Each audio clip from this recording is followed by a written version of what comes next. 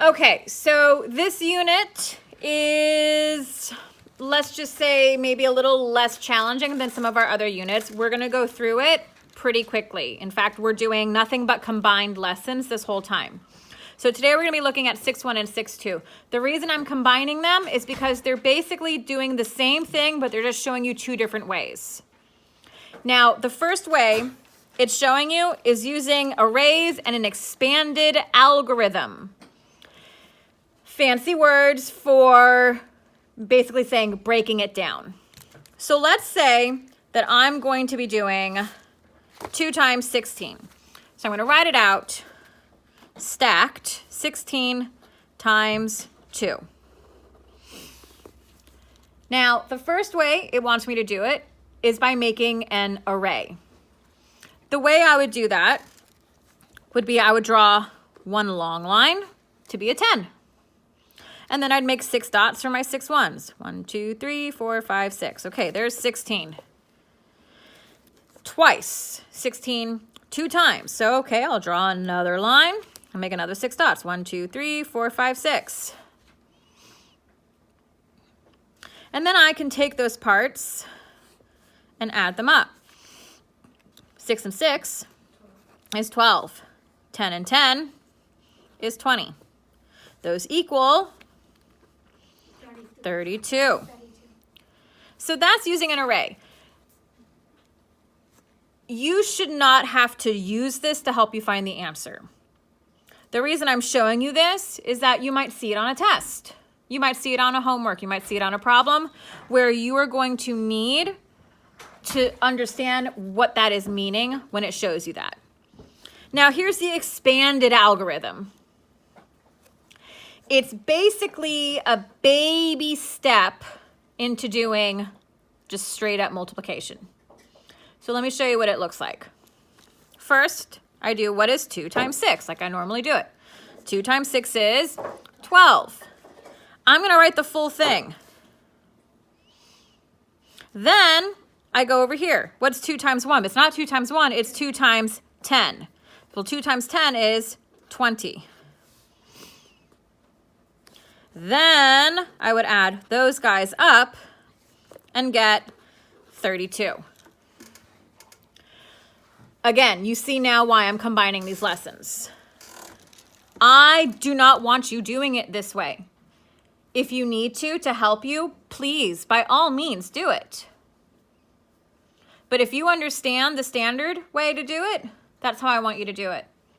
This is just a good way to understand how it's broken down. These two guys right here, these are called partial products. You might have a test question on that. Hint, hint, hint. Sometimes you'll see a question, what are the partial products of 16 times 2? Your answer would be 12 and 20. It never wanted the actual answer. So the partial products are the two independent answers before we get to the whole answer, okay? So we're gonna do just a couple more like this just to make sure that you kind of know what I'm talking about, and then we're moving on. We're gonna go on to the standard because that's where I feel that we need to spend the most time anyway. So let's say if I'm gonna do 23 times 5, all right? 23 times 5. If I'm gonna do my expanded algorithm, I do 5 times 3, which is, and then I do 5 times 20, which is 100. And then I add them up. 5, 1, 1. Okay, 115. Okay? Let's do one more, just to sort of make sure we kind of understand this. Let's try 27 times 3. Okay, 27 times 3. First I do 3 times 7, which is 21. Then I'm doing 3 times 20, which is 60. Add those up. 1 plus 0 is 1. 2 plus 6 is 8. Okay? So this is the break apart method. This is just like the break apart method. If I were to rewrite this as the break apart method, 27 times 3, and turn it into 20 times 3 and 7 times 3, you get the same thing. 20 times 3 is 60. 7 times 3 is 21. Add them up. So it's literally the same thing, except you just take it and you go like that. Just make it, just flip it. That's it. So let's move on to the standard way, because that's how I want us to be trying our most on doing. When we are doing expanded algorithms, we're taking it down piece by piece. It's a lot less difficult to make a mistake when you expand it. Standard, you run the risk of making a mistake. So here's what I mean when I say that. So let's say I've got 17 times 5. Okay, 17 times 5. First, my rule is I go up and then I go over. So first I do 5 times 7. Well, what's 5 times 7? 35. Well, I write my 5 and then I put my 3 over here, kind of like an addition.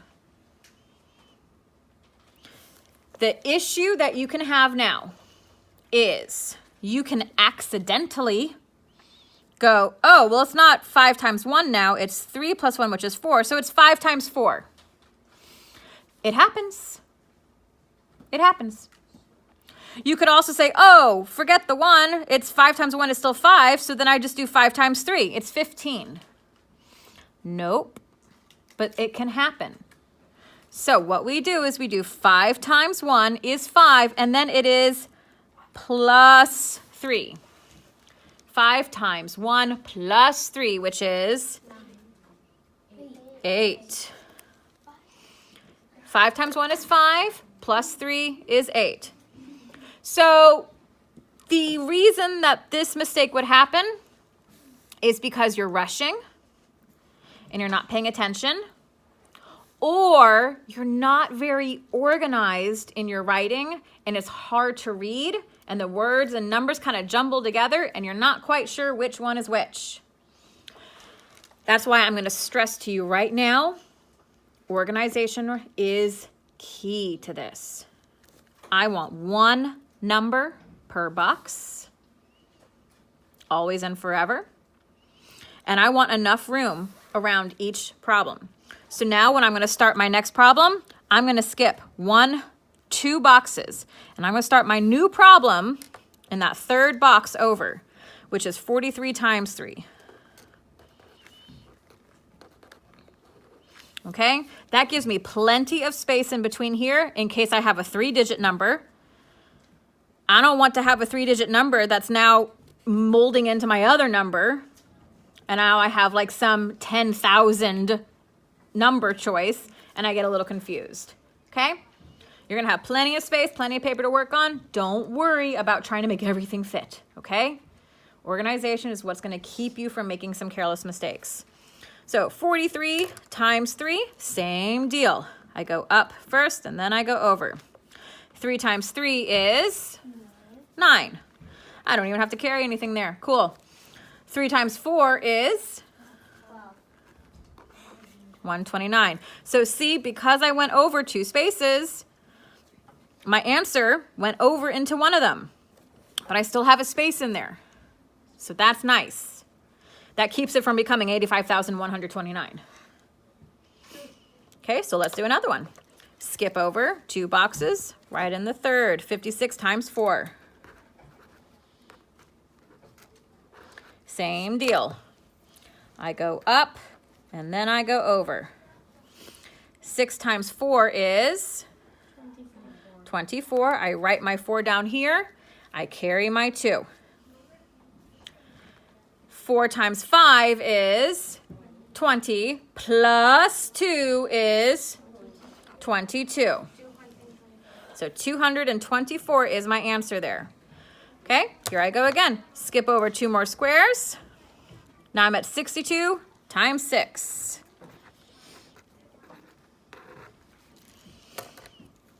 First I go up, then I go over. 6 times 2 is? 12. Write my 2, carry the 1. 6 times 6 is? 36. Plus 1 more is? 37. So 372. Okay, skip over 2 squares. 29 times 3.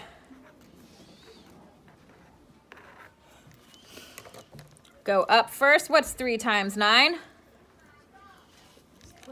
27. So I write my 7. I carry my 2. 3 times 2 is? Plus 2 more is? There we go. Okay, here's my last one. Pay attention, please. You are now going to skip 1, 2, and then you go to here. Because what happens is, my last one is 88 times 2.